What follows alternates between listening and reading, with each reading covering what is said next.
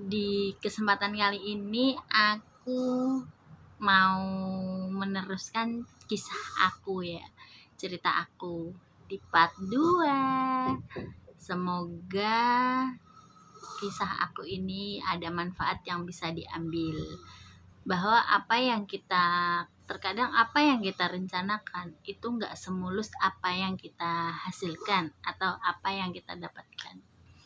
Tapi kita harus menjalani kehidupan itu dengan gimana ya? Ya seperti air mengalir aja kayak gitu. Ya kita mau gimana lagi? Kita yang menjalankan, tapi tetap Gusti Allah yang menentukan.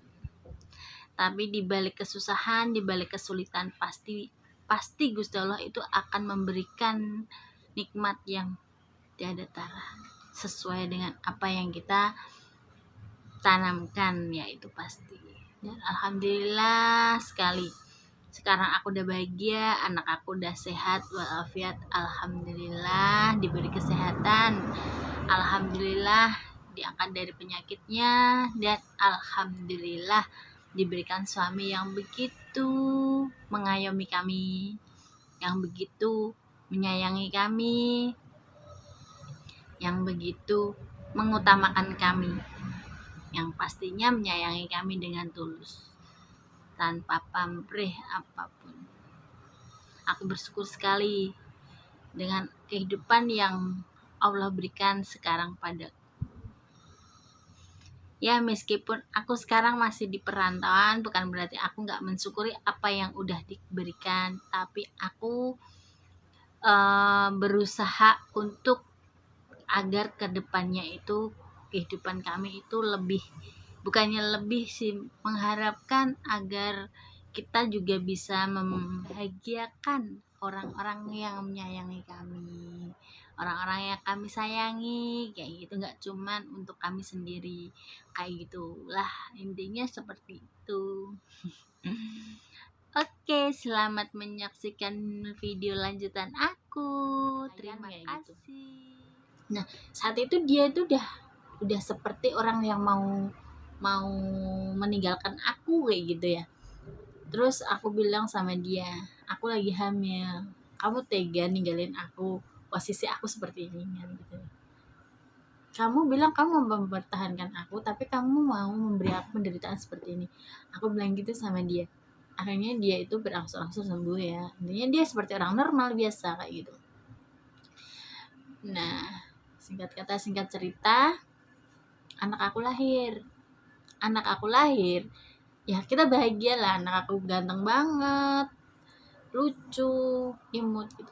Tapi di umur anak aku 8 bulan, dia panas tinggi banget, sampai dokter biasa itu nggak mampu menangani gitu ya.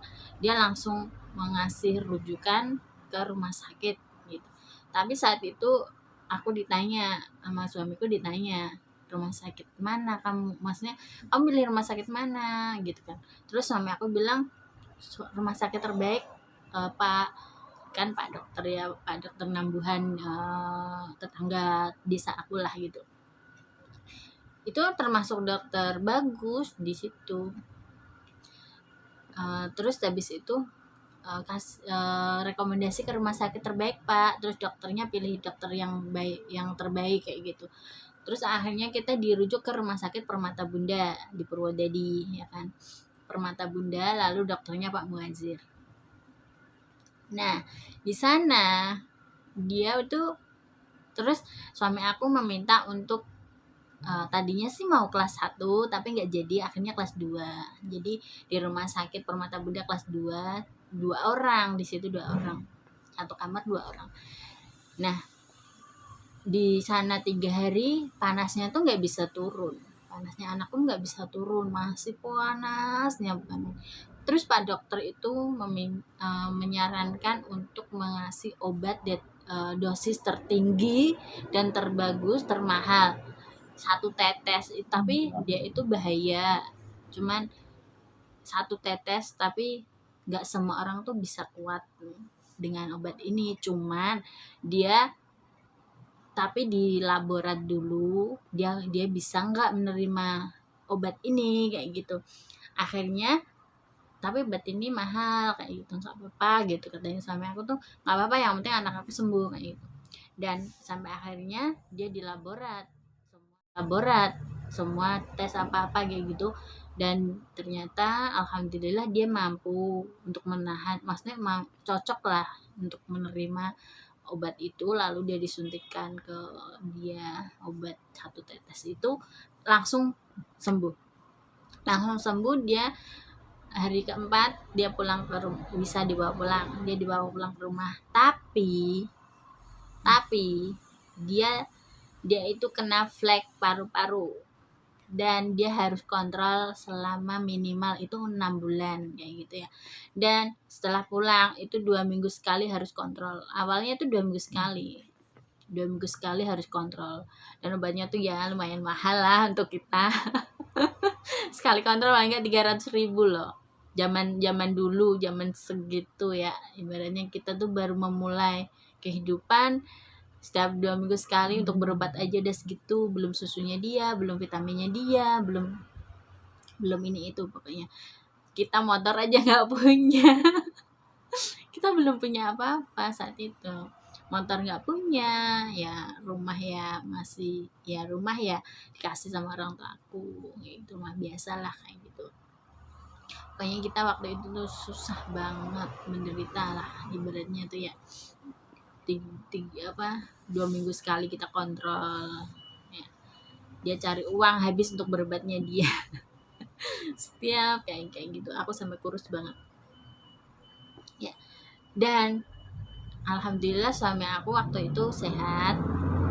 Ibaratnya tuh selama pengobatannya anak aku, dia itu sehat kayak gitu, berobat juga, maksudnya nggak sakit nggak apa kayak gitu. Tapi anak aku umur 2 tahun kan, tadinya 6 bulan ternyata diperiksa belum sembuh benar. Akhirnya pengobatannya bertambah sampai dia berumur 2 tahun lebih, dari umur 8 bulan sampai umur 2 tahun lebih ya, dia baru dinyatakan sembuh dari flek paru-parunya itu. Dan saat dia dinyatakan sembuh dari flek paru-parunya, suami aku dia kerja ke Banjarmasin. Dia di sana jatuh sakit, diantar pulang dia udah nggak normal. Nggak normalnya tuh bukan apa-apa, tapi dia itu seperti orang linglung. Gimana ya? Di sana dia masuk rumah sakit 3 hari. Terus dia masuk rumah sakit 3 hari, dia kan dibawa pulang, diantar pulang sama mandornya dia gitu. Dia kerja di proyek lah. Lalu dia dibawa pulang sama mandornya dia udah nggak normal, dia udah nggak ngerti apa-apa. Aku tanya tuh sama mandor yang bawa pulang, sakit apa gitu. Katanya sih sakit saraf mbak gitu. Oh gitu. Nah sakit saraf, dia kan pulang ya, tidur tuh, langsung tidur kok ya kan, di kamar tidur anehnya itu dia ngompol, kan aneh gitu loh. Aku kaget tuh, kenapa dia kok ngompolinya di kasur, maksudnya nggak ngerti dia harus kencing itu di kamar mandi kayak gitu, nggak ngerti dia ngompol di kamar ya. Aku aneh. Lalu aku penasaran, karena aku tanya sama yang nganter, katanya dia cuma saraf kayak gitu kan. Lalu aku bingung, waduh gimana dia, sedangkan dia ditanya udah nggak ngerti. Ditanya tuh, kamu sakit apa mas, kamu kenapa, dia udah nggak ngerti apa-apa. Lalu aku bawa tuh obatnya ke bidan terdekat aku tanya sama bidan ya, pasti walaupun dia nggak itu, tapi namanya bidan pasti dia ngerti obat apa kayak gitu. Aku tanya, bu ini obat apa kayak gitu kan. Dia kaget, nah siapa yang minum obat ini kayak gitu, siapa yang ngoleksi obat ini kayak gitu ya. Bidan Bu Ani lah, perapatan aku ke, pokoknya deket lah. Dia kaget, loh siapa mbak yang minum obat ini, yang konsumsi obat ini siapa gitu kan. Emang ini obat apa, ini obat saraf kayak gitu kan. Hah saraf? Iya ini obat bahaya kayak gitu kan. Suami aku bilang gitu. Terus hah suami kamu gitu kan, iya gitu kan. Nah lalu Lalu karena aku penasaran dia sakitnya apa, aku minta dia untuk ke rumah sakit kayak gitu ya. Tapi dia nggak mau, dia ngamuk. Ngamuk, dia nggak mau. Dia pokoknya dia udah aneh gitu. Akhirnya dia tuh ngamuk, marah-marah. Pokoknya itu udah nggak normal kayak gitu. Ditanya udah nggak ngerti. Pokoknya udah kayak orang pikun kayak gitu. Pokoknya itu dia udah gimana ya? Mau bilang gimana ya? Terus habis itu aku minta tolong bapak aku untuk nganter ke dokter di Nambuhan. Nah, dokter itu tak kasih obatnya dia langsung bilang aku nggak bisa nanganin mbak, ini harus dirujuk ke rumah sakit kayak gitu kan. Rumah sakit, aduh, jangan dia nggak mau ke rumah sakit. Rumah sakit, aku ya Allah nih gimana gitu. Akhirnya nggak apa-apa. Terus bapak aku kan nggak punya SIM ya, jadi dia juga bingung gimana nganternya ke rumah sakit gitu. Akhirnya kita sampai di Purwodadinya kita lewat lewat dalam lah, sampai di Purwodadi tapi kita nggak berani keluar, maksudnya ke jalan rayanya, kan rumah sakit harus ke jalan raya belok sedikit, itu kita nggak berani, kita sampai di situ aja. Lalu aku naik becak gitu. Sampai di sana naik becak sama suami aku berdua naik becak sampai di rumah sakit, kita disambut sama satpam, dikasih kursi roda karena suami aku udah kentoyongan, nggak bisa jalan dengan normal kan. Lalu sampai di rumah sakit aku pendaftaran, aku kasih obat. Kalau aku pendaftaran untuk obat ini ya, maksudnya gimana ya, ini dia mengkonsumsi obat ini, aku dikasih rujukan sama dokter ke sini gitu. Akhirnya kita dirujuk ke Pak Nur Hasim. Pak Nur Hasim.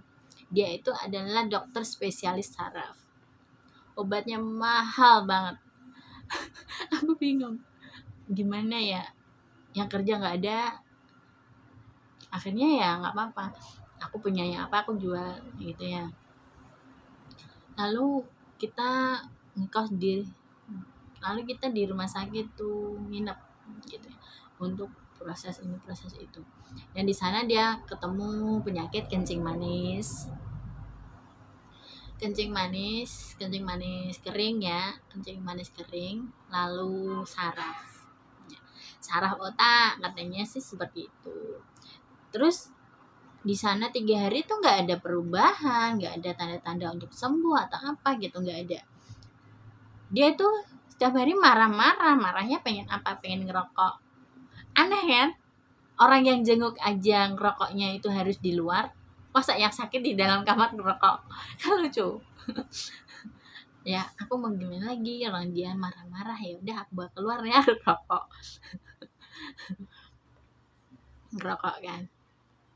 Mau gimana lagi, dia marah-marah kan, daripada dia teriak-teriak ganggu orang-orang kan gitu ya. Ya udah nggak apa-apa ngerokok dulu gitu, ngerokok gitu. Lalu Pak dokter kan ada yang ngontrol tuh, Pak waktu itu aku nunggu di apotek ngambil obat ya kan.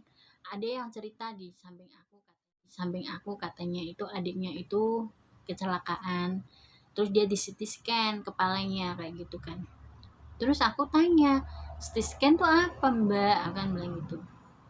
CT scan itu lembar ronsen kepala, jadi kita tahu dalam kepalanya tuh kenapa kayak gitu. Oh, terus aku minta ke dokter, Pak dokter apa, CT scanin dong kayak gitu kan, nanti kalau meledak gimana, katanya Pak dokter kan gitu. Enggak lah, enggak, masa meledak kayak gitu kan. Aku ya, terus dokternya bilang gini, CT scan itu bukan obat lah ya, katanya gitu. Terus di rumah sakit ini nggak ada alatnya. Dulu di rumah sakit rumah sakit umum Purwodadi zamannya segitu tuh nggak ada CT scan. Lalu adanya itu di rumah sakit Yakum, rumah sakit Kristen di Purwodadi. Lalu aku nggak bilang nggak apa-apa Pak, kita rujuk ke sana, ke CT scan di sana, numpang CT scan di sana kayak gitu. Terus dia bilang tapi CT scan tuh bukan obat, katanya dia nggak akan sembuh kalau cuma di CT scan kan gitu. Terus aku bilang gini, nggak apa-apa Pak, tapi kan bisa Di CT scan kan jadi tahu, dokter jadi dokter tahu mana obat yang terbaik buat dia, kan aku bilang kayak gitu. Lalu akhirnya ya udah di CT scan, dokter kaget. Lalu dia bilang gini, coba di CT scan lagi mbak, ini kan, ini aku rujuk CT scan ulang ya mbak, untuk menjernihkan, dikasih obat penjernih kayak gitu kan, biar kelihatan gitu, kok ini sepertinya kok kayak gini kayak gitu kan. Kaget kayak gitu ya. Lalu di CT scan ulang, hasilnya sama gitu ya, hasilnya sama, ternyata di otaknya kanan itu udah ada tumor ganas. Tumor itu udah sebesar telur bebek, katanya itu udah menutupi otaknya dia sebelah kanan, dan sebelah kiri itu udah ada dua anak kecil-kecil kayak gitu, kanker itu. Ya gimana ya, ya sedih ya iyalah, nangis ya iyalah, gimana lagi gitu, itu kan udah nggak bisa diobatin ya gitu ya. Ya pasrah pasti ya. Terus aku tanya sama dokter ya, kalau dioperasi tuh gimana,